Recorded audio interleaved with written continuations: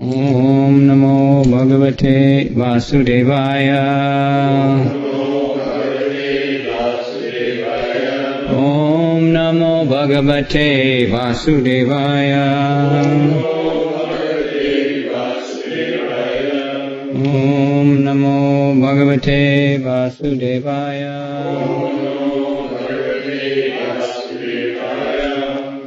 Tatendro Rochana Tu Asit Deva Cha Tushtitadaya Urja Stambadaya Sapta Rishayo Brahmavadina Tatendo Rochanastvasid Devascha Tushitadaya Urja Stambadaya Sapta Vishayo Brahmavadina Tatra. In this Manvantara Indra Rochana the son of Yagya. Two, but Asit became Devaha demigods. Cha also Tushtita Adaya Tushita and others. Urja Stamba Adaya and others. Sapta 7 Rishaya great saints. Brahmavadina all faithful devotees.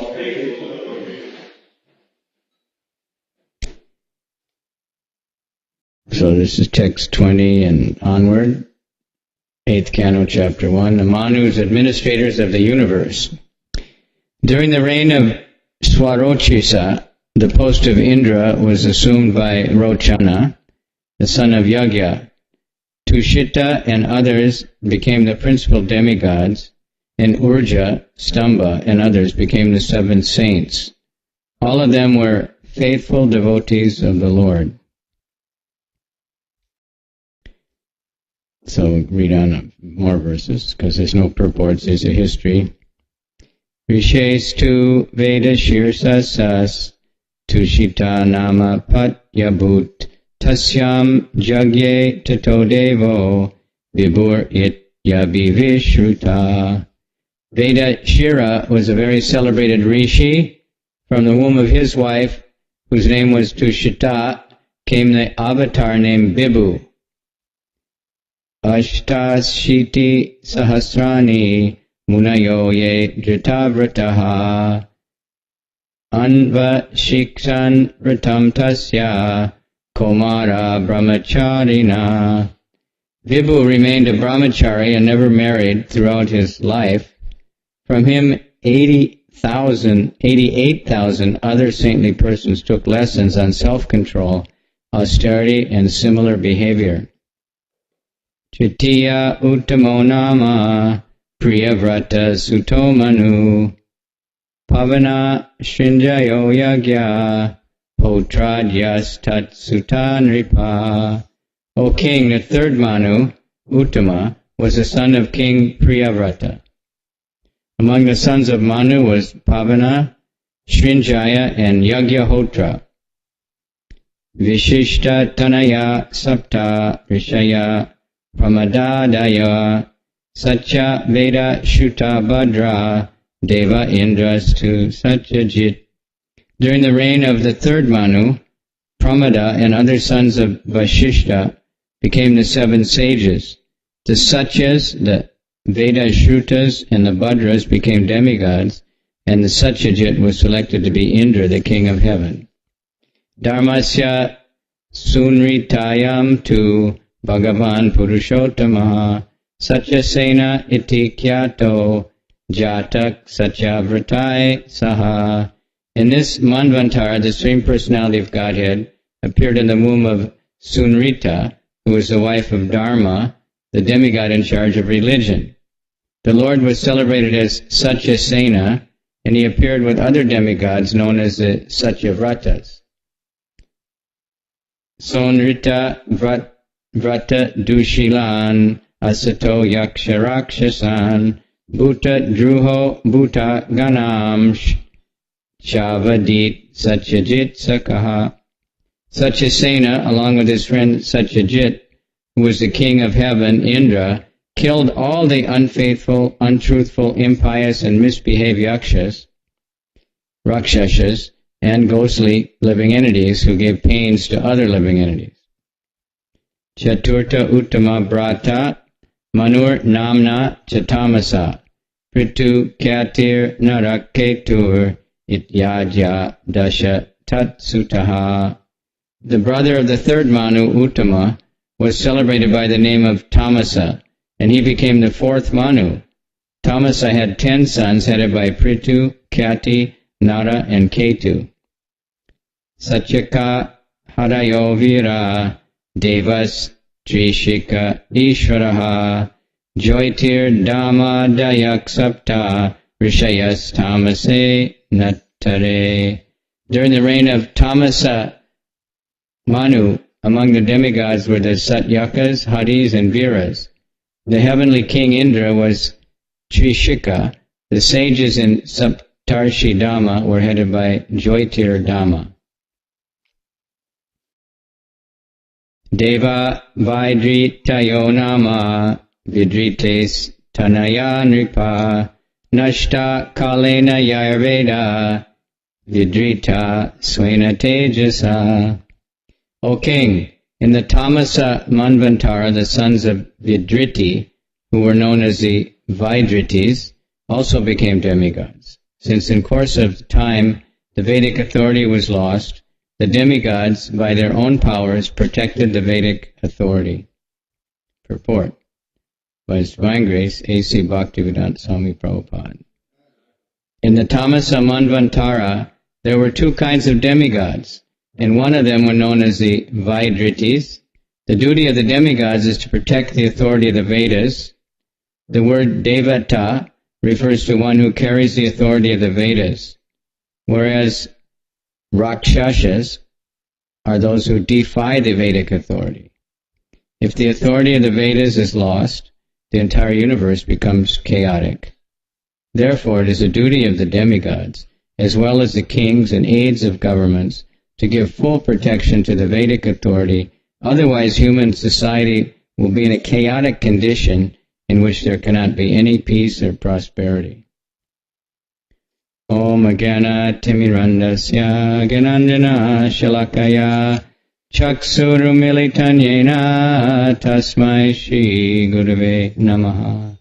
Shri Chaitanya Manobhistam Stapitam Yena Bhutale Swayam Rupa Karamayam Dadati Swapadantikam. Vandeham Shri Guru Shri Yuta Parakamalam Shri Gurun Vaishnavams Cha Shri Rupam Sajajatam Sahagana Ragana Tanvitam Tam Sajivam Sadvetam Savadutam Parijana Sahita Krishna Chaitanya Devam Shri Shri Radha Krishna Padan Sahagana Lalita Shri Vishakan Vitam Cha Vanchakalpa Turvyascha Kripa Sindhubhyevacha Patitanam Pavanebhyo Vaishnavebhyo Namaha. So, Hare Krishna, good morning. After a long time, I'm in Dallas. This lamp is a very nice feature, so we can see the book. Many temples cannot see it. You have to bring a torch.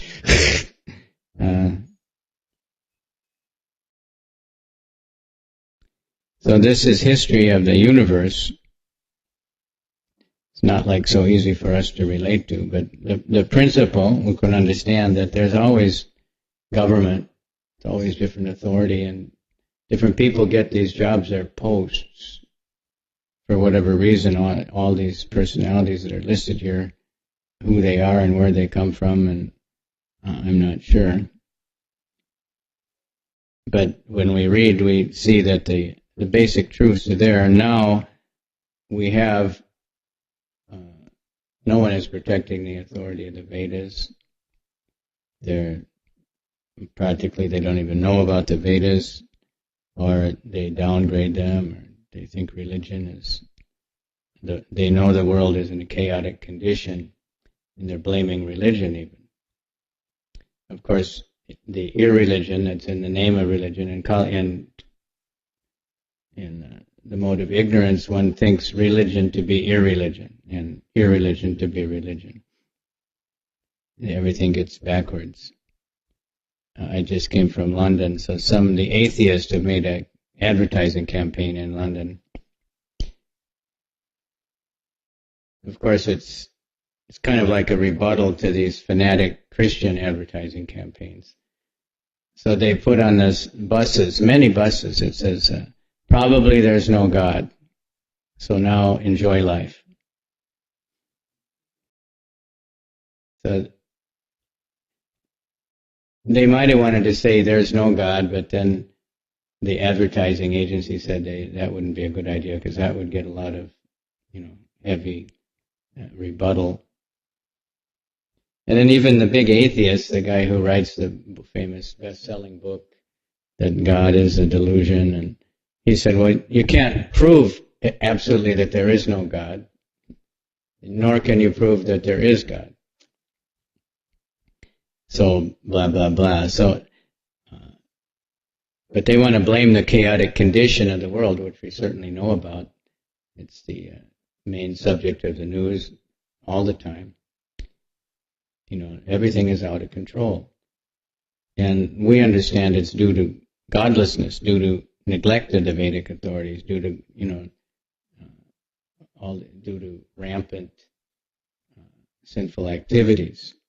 And then all the reactions are coming. And they're trying to think of how they can increase all the sinful activities, but somehow or other not get the reactions. So I don't think it's necessary for us to learn all these history of all these different personalities who've taken these posts. But we see that, people still make it, like now, today, I guess, is the inauguration of a new president. Now, the name does rhyme with Rama, so we're something people should remember that. Not so many English words rhyme with Rama. You what? Huh? Yeah. His chief. Really? Ram. Oh, really? Yeah, Ram is a common word in Israel. There's Ram Allah. That's one of the towns that's in Palestine now. There's a village Rama. There's a Rama Ghat. There's Ram Note. Many different Rama villages and stuff in Israel. And we saw a Rama synagogue. I didn't have my camera to take a picture of the sign, but it's right on one of the main streets of Tel Aviv.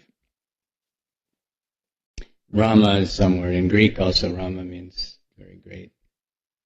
So the word panorama, that's a Greek word. And from that, they've come up with so many Ramas. In America, whenever there's a big event, they call it something, oh Rama, right? I used to watch it. I used to like to go bowling when I was in junior high school. So there was a professional bowling show every Sunday morning. It was called Bolo Rama. Anybody remember that? Bolo Rama. That was my first, I guess, there's telling you chant Rama, but Bolo Rama, we wait for that. But you find Auto Rama. I even saw a Hero Rama once, some kind of hairdresser thing. So that's how Krishna puts his name here and there, everywhere, just to give people a chance. But the principle is there, so like everybody's all excited, there's a new president, it changes. The ruler can never be always, except Krishna is always the ruler, but somehow or other he makes all these arrangements with it. So even the whole universe has this structure of Indra, the king of heaven, and most people are totally out of touch with that. They might know about the ruler of their country, or not even that much, maybe the ruler of their family, or their club or something. But everybody elects somebody to be the president of whatever they're doing, or somebody is a king, or somebody's something, and they have ministers and they have all these things. So it's all just coming down, and Krishna made this structure to try to keep a little order. The Rakshasas, it says here, they don't care for the Vedas. They defy the Vedic authority. So even like Lord Chaitanya, he was lamenting one time with Haridas, and he said, how can these people be saved? That they're just dedicated to defying the Vedic authority, to abusing the brahmanas and killing cows, and how can they be saved? And he was worried. And then Haridas told him that he didn't have to worry, because the chanting of the holy name had already liberated everyone. Then he gave such a nice talk about the powers of the holy name, and how Lord Chaitanya's chanting the holy name was freeing everybody. And then Lord Chaitanya was satisfied. And Prabhupada explains that this is the duty of a devotee, to try to ease the anxiety of the Lord, who's worried all this what's going on. So the devotees take up this mission. Here we have some big Manu, or somebody who kills all the Rakshasas and Yakshas. The brother of the third Manu, Uttama, was celebrated by the name Tamasa. Then he became the fourth Manu. He had, and let's see, who was it? Satyasena, along with Satyajit, the king of heaven, who was at that time Indra. So many Indras come and go. I don't know how they get elected, but it's sometimes even predicted, who will be the next Indra. And this, it's already arranged by Krishna. Not exactly an election by the common man, that everyone in the universe, including the Yakshashas. But the Rakshashas sometimes defeat Indra and take over the heavenly planets and create more chaos. So this Indra killed all the untruthful, impious, and misbehaved Yakshas, Rakshashas, and ghostly living entities who gave pains to other living entities. This is always going on in the universe. So now that it goes on, we have wars everywhere, and then we have other ways, but the Kali Yuga, there's such bewilderment that nobody knows. They think what's irreligion is religion, and what's bad is good, and that they can, their happiness can come by having more and more sense gratification. Like now in America, there's so many casinos. When I was young once, but I remember we would go to Las Vegas for a holiday. And that was the only casinos in America. You had to take your pilgrimage to Las Vegas. Then they made in Atlantic City, so that people from the East Coast wouldn't have to travel so far. And now they're everywhere.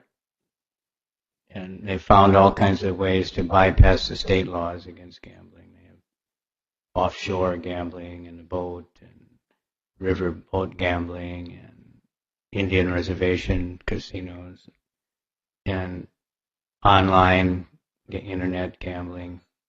And people are thinking that that's something very nice, that they have this opportunity to get something. But the gambling is against the four regulated principles, and it's the most addictive thing, and it destroys honesty, has very bad effects, and nobody really wins. In the long run, everyone loses. But they're bewildered, and the government promotes it because people don't want to pay tax, and they say, well, it's a voluntary tax. The casino, whatever you bet there, may be a very high percentage is tax, but they don't care. They're thinking that, I'm having fun, or I might win really big, and then I won't have to work anymore. And they advertise like, you just automatically win. Sometimes I see the ads. I saw one that said bet $50, win $1,000 or something, like it's automatic. one in London, it said, phone in your bet and pick up your money here. Like it's automatic. You just call up and say, okay, I bet on such and such horse, and then you go down there and you get the money. If you win, but, they never have in LA they'll have the racetrack advertisement. It'll say, so many millions paid out, and it never says how many was paid in. In the newspaper, if somebody wins the lottery, then it's a big, big deal. They tell everybody about it.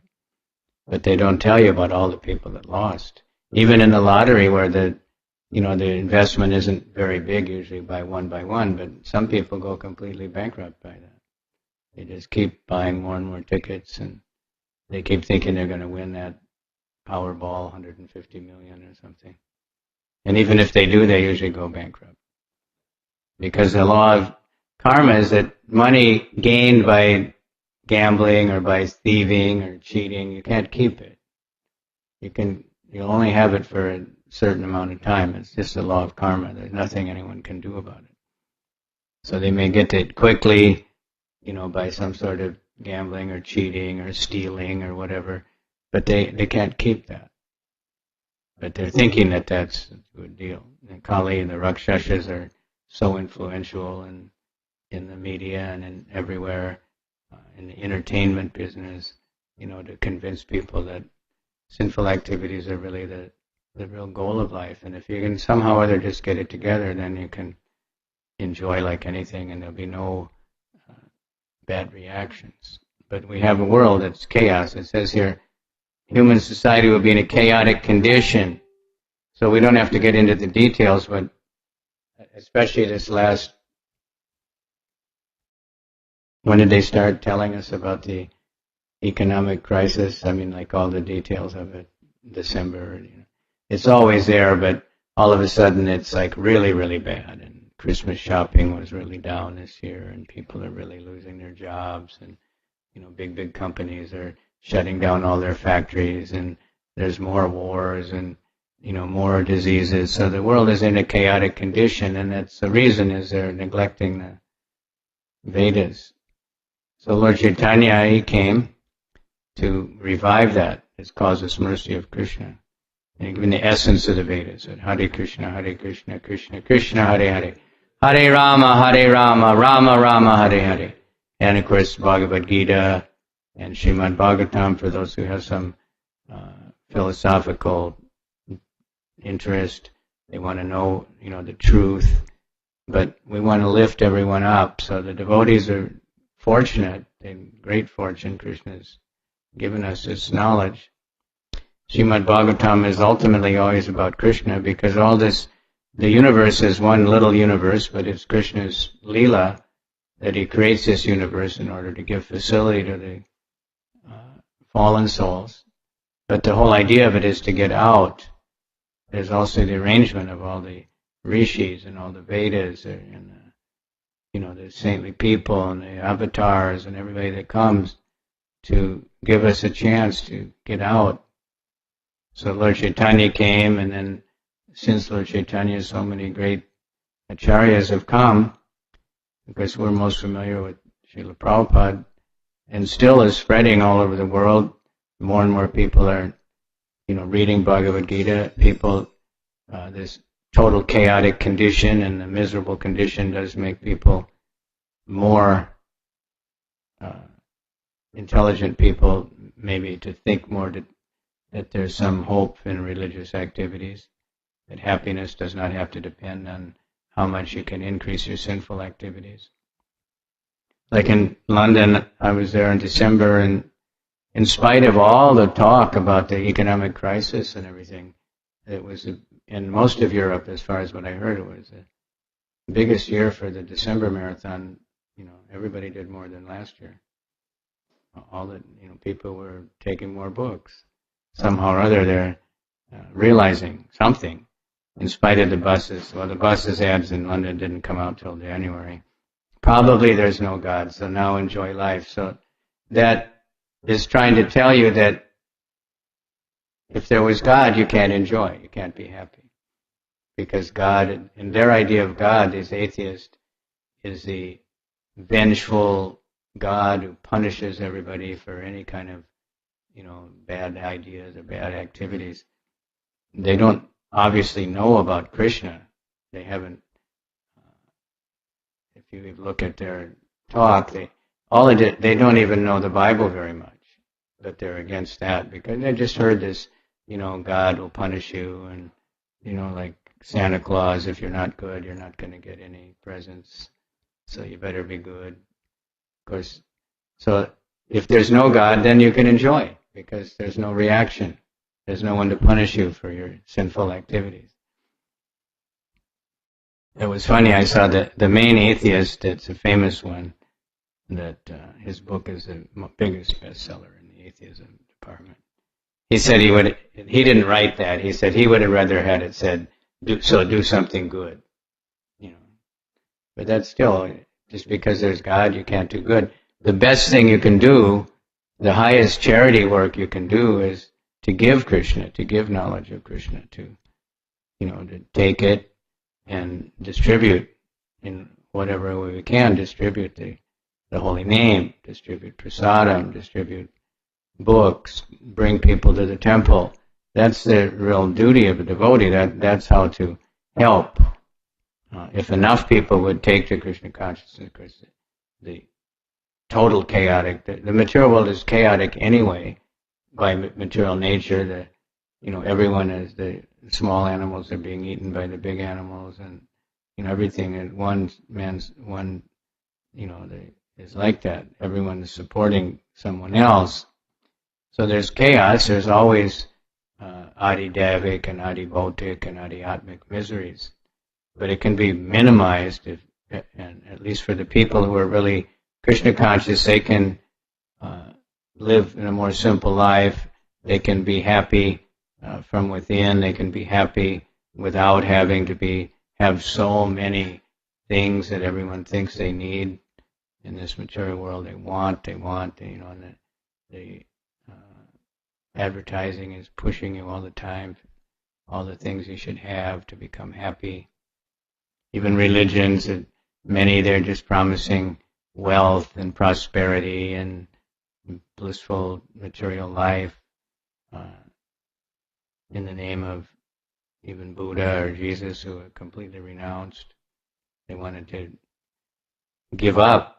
Don't make your treasure in this world. Prabhupada said, if you look at the great, famous acharyas like Buddha or Jesus or Muhammad, none of them said, stay here in the material world, try to be happy, make your, palace, build your dynasty. They all said, get out, get out of the material world. Don't make your treasure here. We have to live here for the time being, but utilize the time in Krishna's service. This chapter is only a couple more verses, so I'll just read the rest of it. In this Manvantara also, the Supreme Lord Vishnu took birth from the womb of Harini, the wife of Harimeda, and he was known as Hari. Hari saved his devotee Gajendra, the king of the elephants, from the mouth of a crocodile. King Parikshit said, my lord, Badarayani, we wish to hear from you in detail how the king of elephants, when attacked by a crocodile, was delivered by Hari. Any literature or narration of the Supreme Personality of Godhead, Uttama Shloka, is described and glorified, is certainly great, pure, glorious, auspicious, and all good. Purport. The Krishna consciousness movement is spreading all over the world simply by describing Krishna. We have published many books, including Chaitanya Charitamrita in 17 volumes, 400 pages each, as well as Bhagavad Gita and Nectar of Devotion. We are also publishing Srimad Bhagavatam in 60 volumes. Whenever a speaker holds discourses from these books and an audience hears him, this will create a good and auspicious situation. Therefore, the preaching of Krishna consciousness must be done very carefully by the members of the Krishna consciousness movement, especially the sannyasis. This will create an auspicious atmosphere. So we find this to be, of course, Prabhupada says like this so many times, so many purports, so many lectures, everywhere. This is the point. Tavakatamritam tapta jivanam shrimad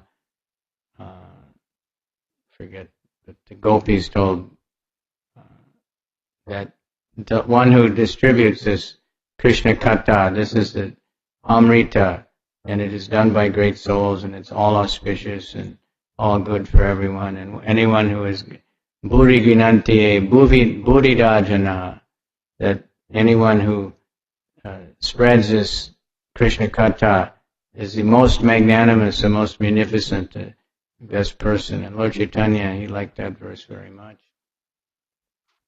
And when the king Prajaparudra was chanted that one, Lord Chaitanya jumped up and embraced him and said, "You are Buddhida. You are the most munificent. Go on chanting, go on chanting." So we have this mission. The books are published, we keep publishing them. And devotees are just thinking, one way or another, how to hear them and speak them, whether it's to a big audience or a small audience, or one by one. Devotees are distributing books all over the world. In some places, devotees are giving discourses to huge audiences. Some places we have trouble to find even one person. But it doesn't matter. The idea is to just do it, and this will create the auspicious situation, at least for those who are doing it. And the more that are doing it, it has a great effect. It can spread, and more people are appreciating. In some countries, very much. In Finland now, the devotees have been able to register as a university or something, and they can teach directly, our philosophy. And they're called it. I just talked to the temple president. He said his voice is completely gone because he had to lecture so many times all the week before in so many schools, colleges and high schools and even junior high schools. He couldn't talk. He was worried about the next week because he had another full week schedule, and all the other devotees are going to other towns, and so some places it's like that, and people want to hear.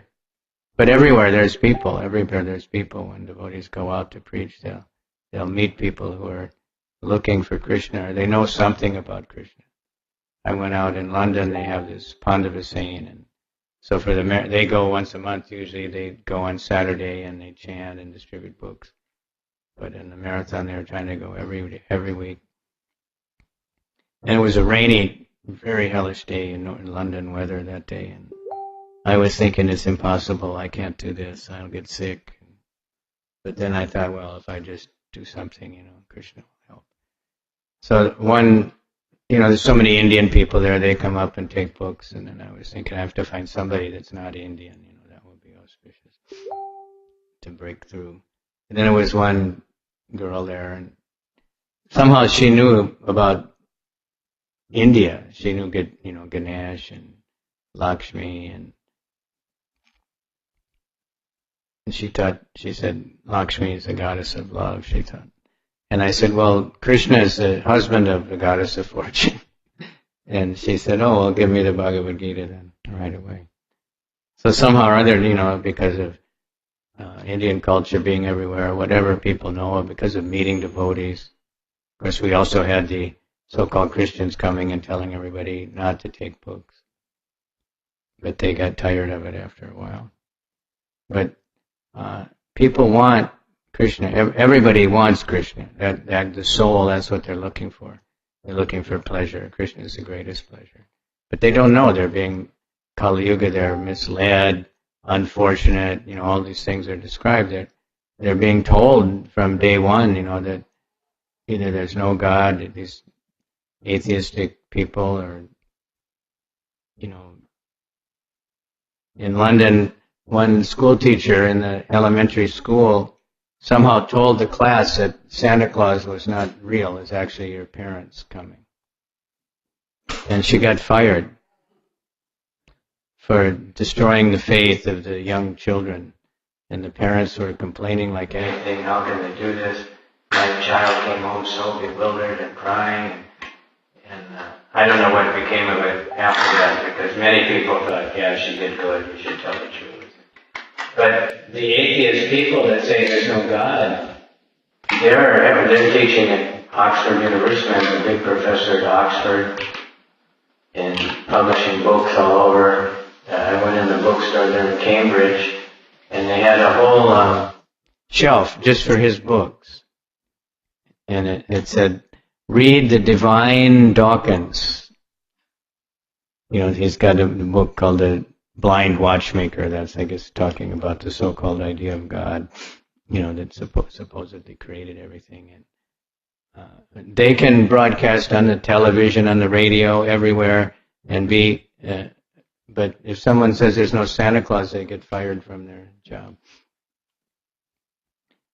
And the Santa Claus is just a perverted reflection of the supersoul, the idea that someone knows everything and watches everything you're doing and will give you, you know, good reward if you do good and not give you if you do bad.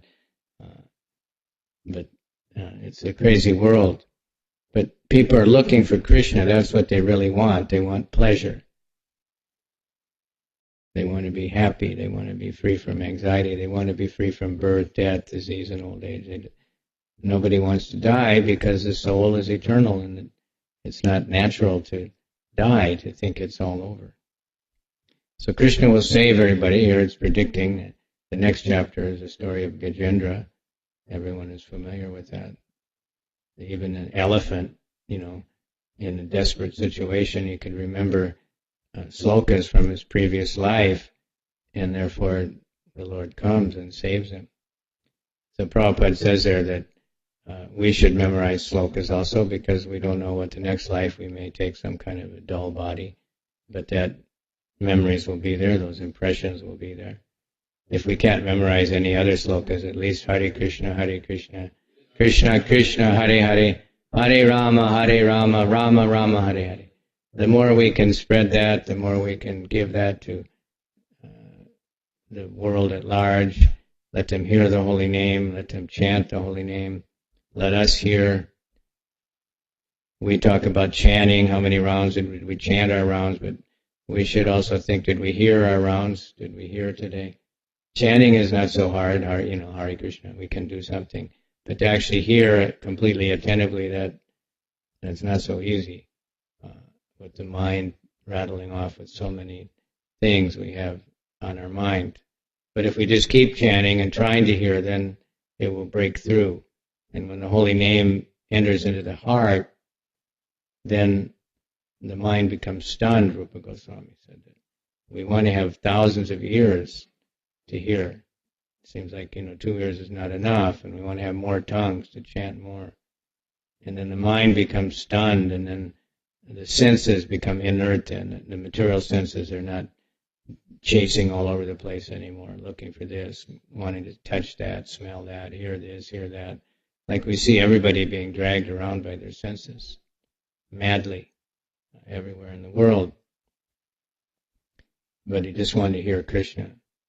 And there's no loss. It's not like the world won't go on. It's not like Krishna's in charge of everything. When there's yagya, when the demigods, when Krishna is being satisfied, then the demigods, they make things better as far as the natural resources and all that. Now the human beings are just, manipulating everything.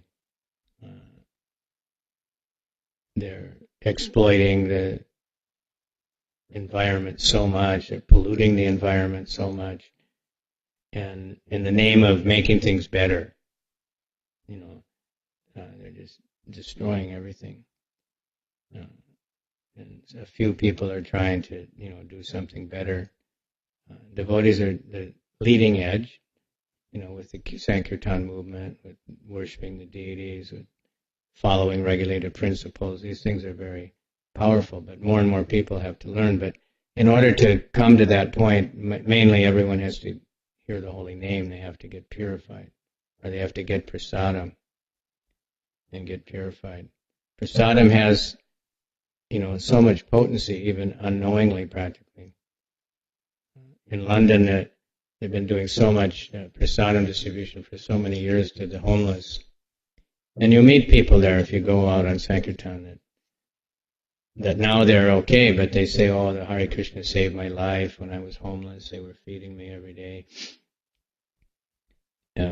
One devotee was distributing books in the parking lot, and one fellow was in the car, and he was eating a hamburger or something, and he was reading a porno.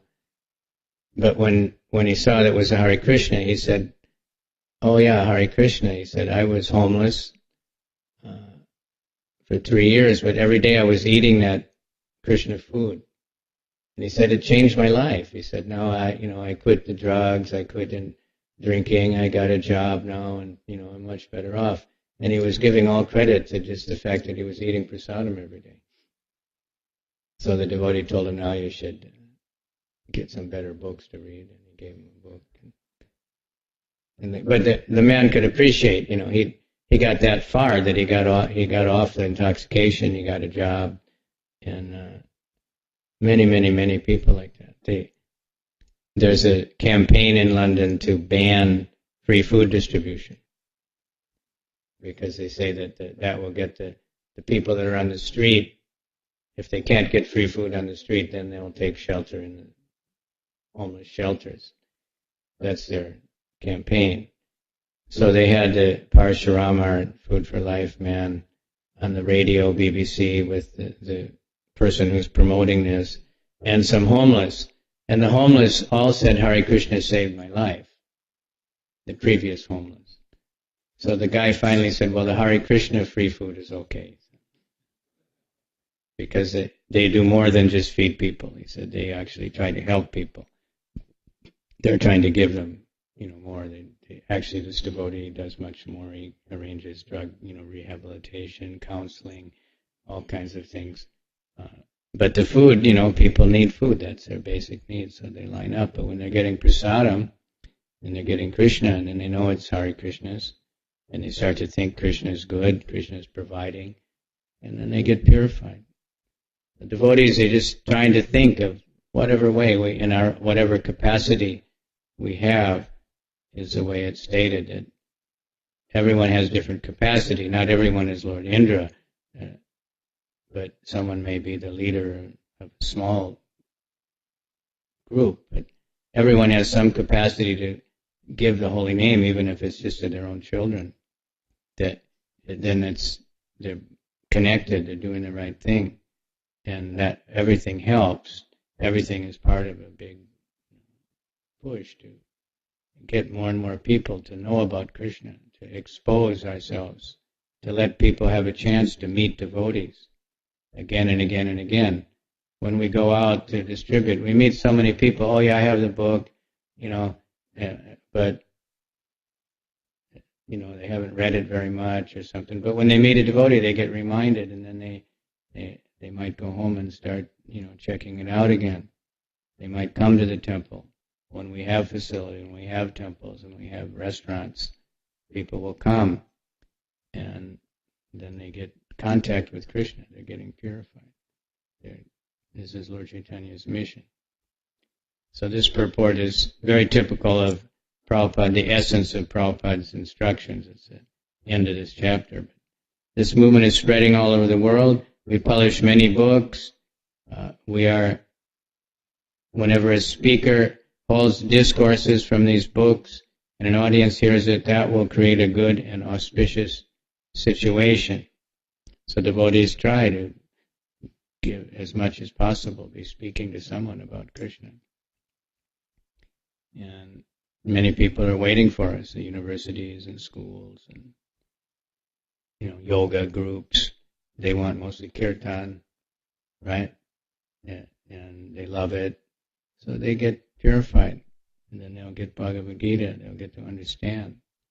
So preaching Krishna consciousness must be done very carefully.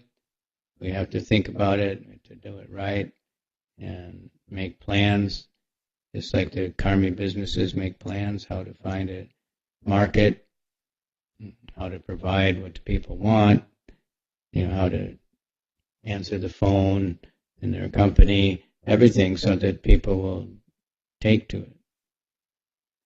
So everyone should be preaching. And the last verse says, Sutta Goswami said, O Brahmanas, when Parikshit Maharaj, who was awaiting impending death, thus requested Shukadeva Goswami to speak. Shukadeva Goswami, encouraged by the king's words, offered respect to the king and spoke with great pleasure in the assembly of sages who desired to hear him. So that's also another theme that we find, actually the main theme, I guess, of the exact conversation. That was the enthusiasm that Parikshit Maharaj had to hear was enlivening Shukadeva Goswami very much to speak. So if we can't speak very much, we can ask someone, to tell it, to speak to us, and be anxious to hear, and that enlivens. If there's an audience, we get enlivened to speak. Nowadays in the temples, we're not sure how many audience there is. Sometimes there's a big audience out on the internet somewhere. In Los Angeles, people will say, oh yeah, I heard the class on the radio, because the housewives and people with children, they're busy at that time usually, but they turn on their computer or they turn on something and they hear the classes, and people are listening all over the world to classes from temples all over the world from faraway places. So, and many people just tune in, they just pick up. So when we know that someone wants to hear, then that's very good. And so if we just want to hear that, everyone should want to hear about Krishna. Lord Chaitanya wanted to hear. He loved to hear. He was asking Ramananda Roy to speak. He would listen to Gadadhar Pandit reading Srimad Bhagavatam every day.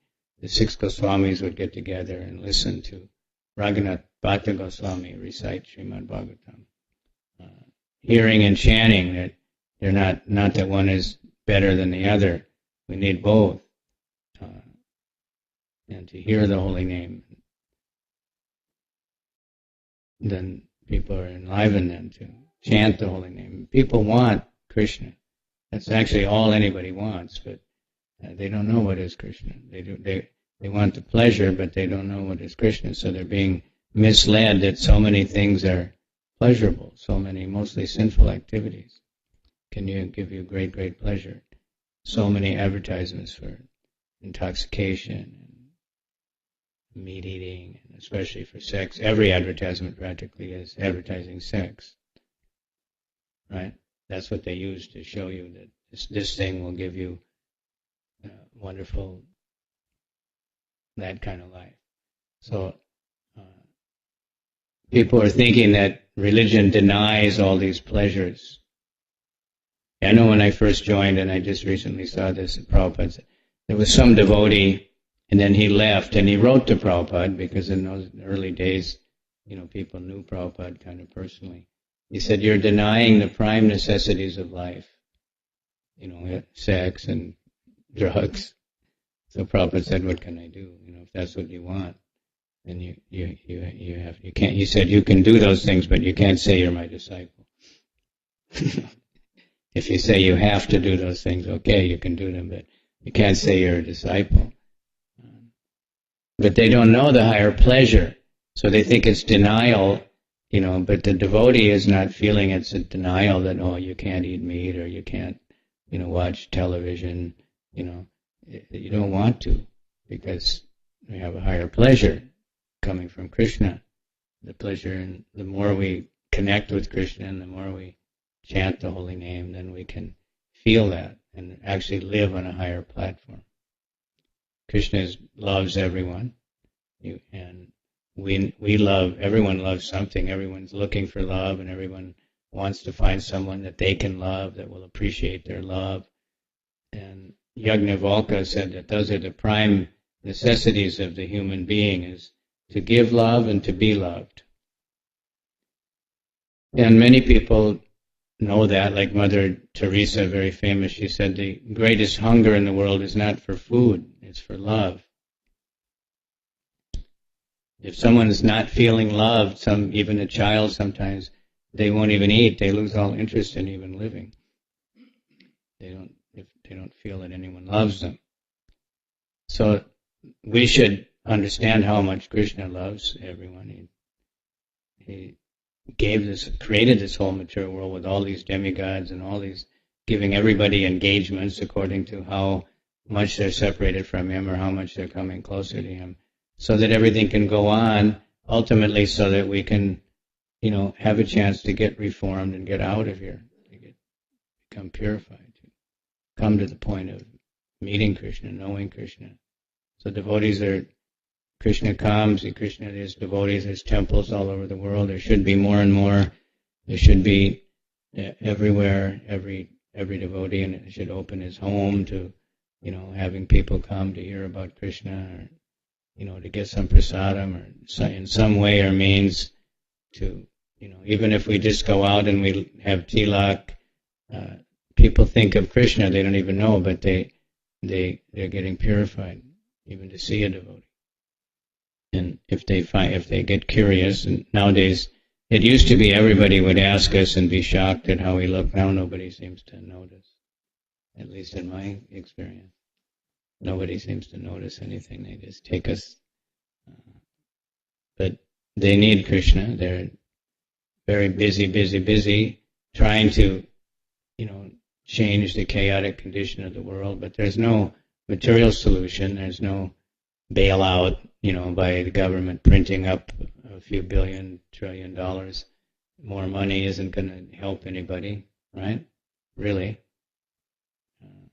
Everything they do, they know is just some kind of stopgap, but they don't know the root cause.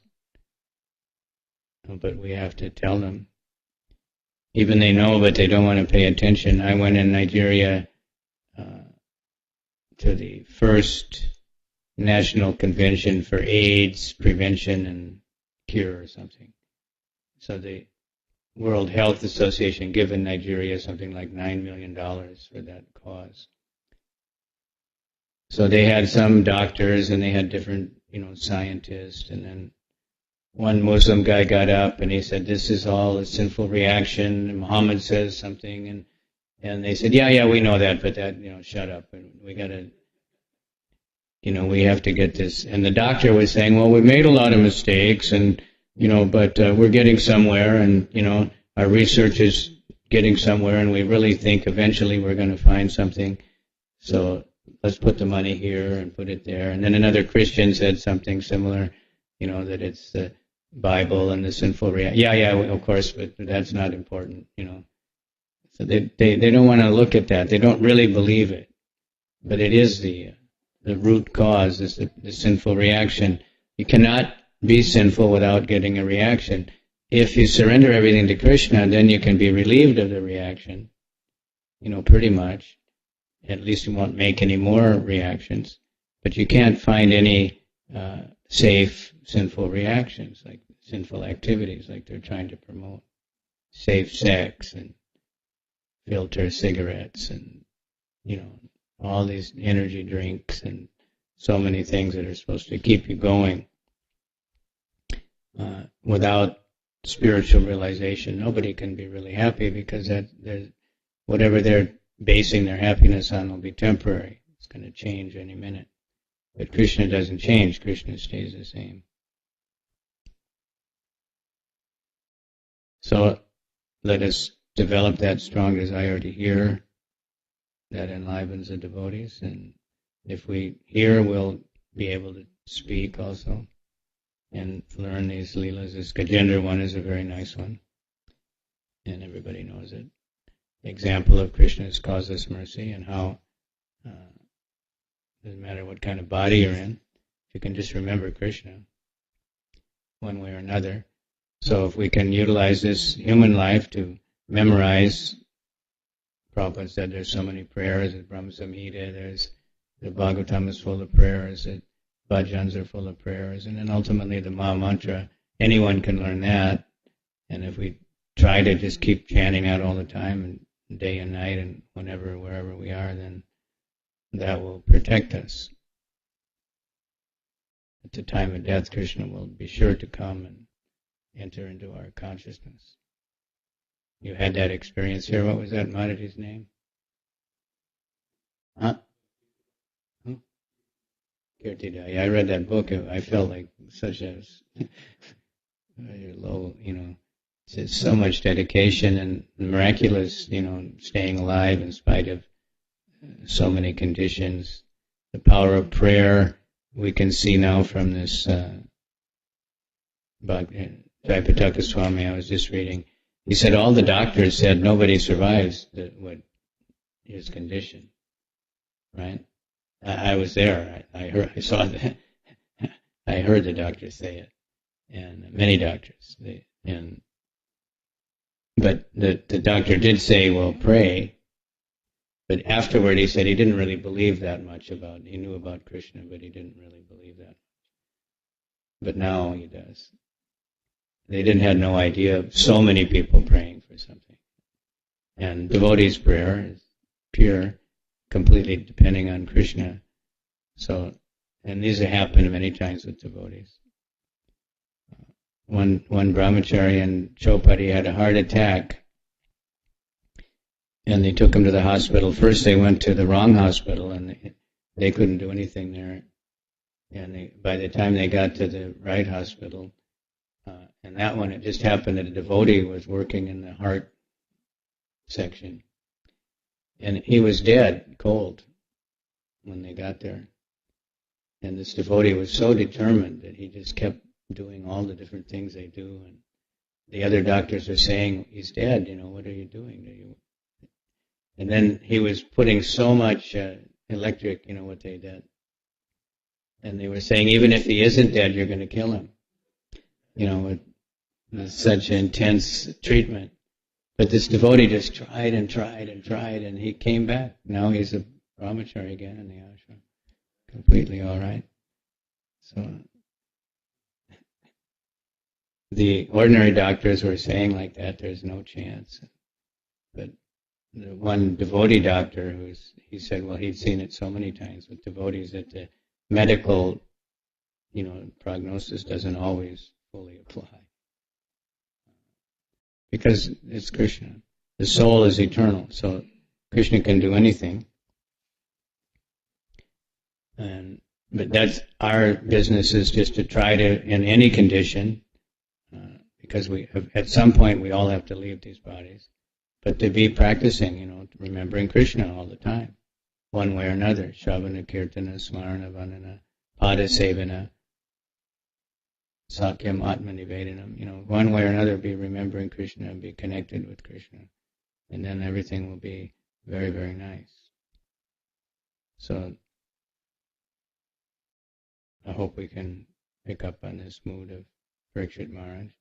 Realize, our death is imminent also. We don't know exactly like he did, but everyone is on the point, and the business is to hear about Krishna.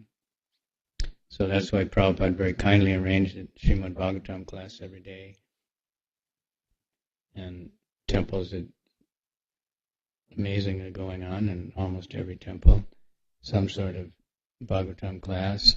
Sometimes many, many people coming, sometimes only a few.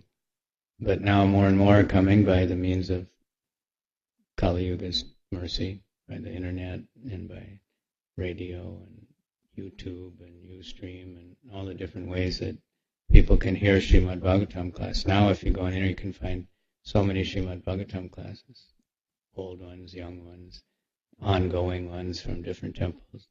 So it's special mercy, but we have to take advantage whenever we can and hear, utilize all the different iPods and everything in Krishna's service, so that those people who make those things get purified and we all get purified. Utilize things for what they're really meant for. So I thank you all. It's a pretty good crowd here. What is it? Tuesday morning. And the deities are looking so beautiful. I was here when we moved into this place. It was quite a bit different at the time. And I guess we had some, we envisioned something great coming out of it, but it's getting better and better all the time. So we just have to reach out. The people are not so much inclined to go to a temple, but many people are appreciated when we come to them. So devotees try to find different ways to get out and meet people or tell people about Krishna one way or the other, and give them that chance. Srimad Bhagavatam ki jai, Srila Prabhupada ki jai, Shri Radha Kalachandji ki jai. So we have any question?